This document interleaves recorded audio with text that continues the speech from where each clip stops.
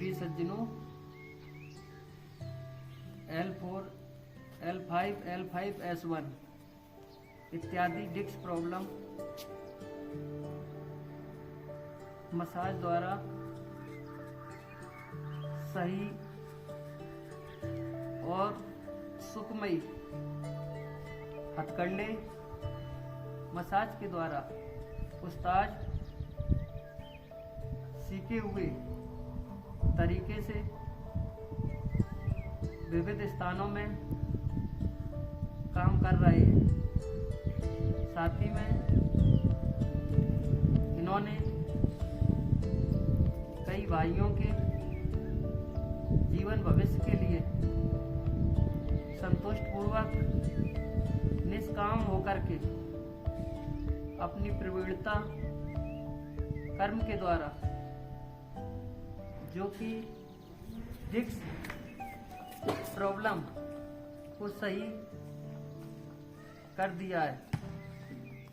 आज उसी के साथ हमने विचार किया, पर इसके पहले हमने स्वीकार नहीं किया था कि ऐसा नहीं हो सकता है, पर उस्ताद के द्वारा डिस्क प्रॉब्लम मसाज के ज्ञान द्वारा मसाज के भाव से इन्होंने डिस्क को भली भांति किस प्रकार पकड़ा ये तो उस्ताद ही जानते हैं, पर रिलीफ मिली।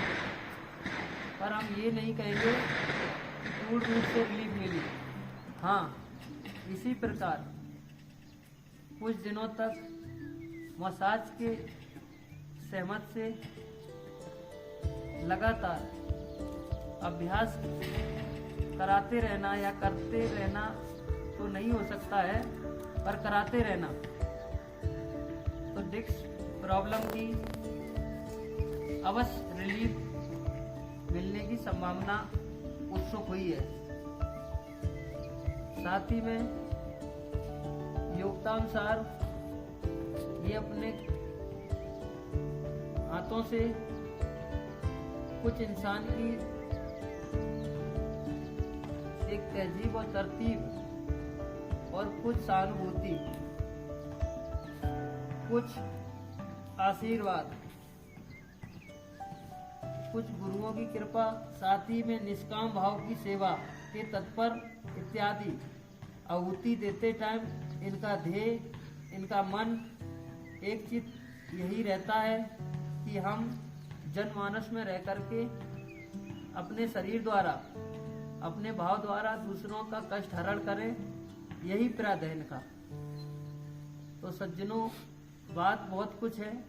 ये थी आज की जो हम अपने मुखार बिंदु से जो आपको वार्तालाप चर्चा सहमत जता रहे हैं, ये है डिस्क प्रॉब्लम अर्थात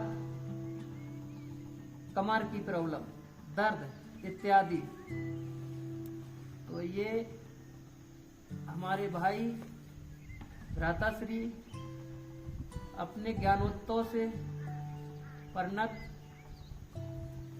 अर्थात अपनी भाव भावनाओं से वशीभूत पूर्ण परिपक्व ज्ञान इस दृष्टिकोण से डिस्क प्रॉब्लम जो कि डिस्क की अलग अलग ही भाव, कमर का उत्तेजना, दर्द इत्यादि, ये अपने ज्ञान द्वारा सीखे हुए तरीके से सही करने की भाव रखते हैं। पर हम ये भी नहीं कहेंगे कि पूर्ण रूप से आप संतुष्टि मिल जाएगी, क्योंकि इसमें कर्म का विधान होता है, कर्म प्रारब्ध का विधान होता है, कर्म दृढ़ होता है, कर्म सुनिश्चित होता है।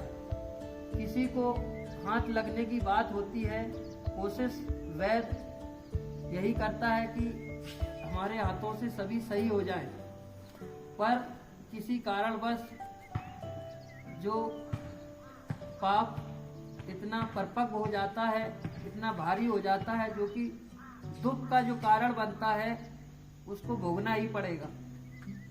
पर ये हथकंडे जो होते हैं, डॉक्टर, अस्पताल, वैद्य अर्थात इत्यादि इत्यादि, ये सब एक दुख दूर करने के सहारा है।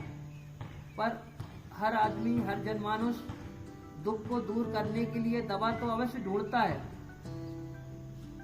और जब सही हो जाता है तो हम जैसे दुष्टहीन व्यक्ति, दुराचार व्यक्ति क्रूरता समाज में करके और अपने भाव अकर्मता कर्म करते हैं, फिर उसका पाप बनता है।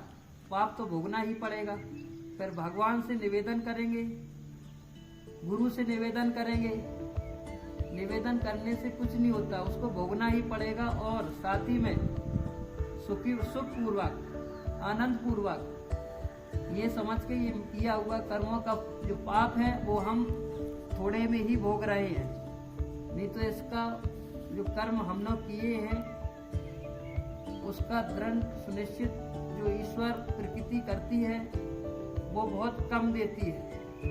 अगर उस पाप का 100% दिया जाए तो आप जिंदगी में कभी भोगना मुश्किल हो जाएगा इस शरीर को।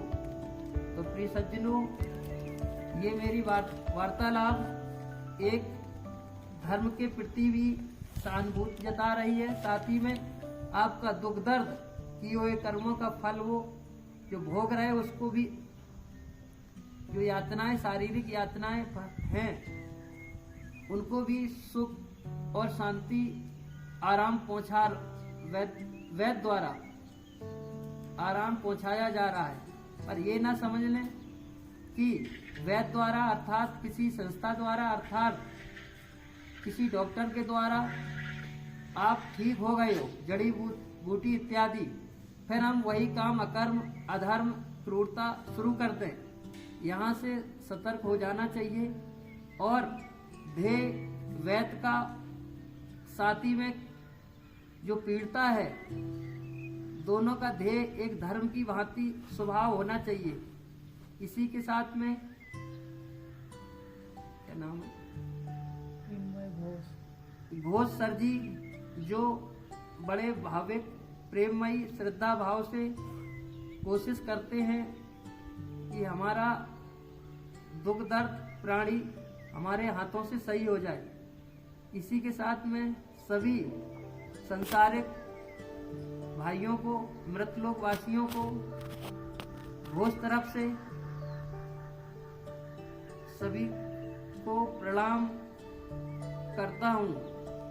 इसी के साथ में सनातन वाणी, धर्मवाणी, अविनाशी वाणी, हम कुटिल प्राणी यहीं पर अपना व्याख्यान को कुछ पलों के लिए रोकते हैं। इसी के साथ में सभी भाइयों को राम राम।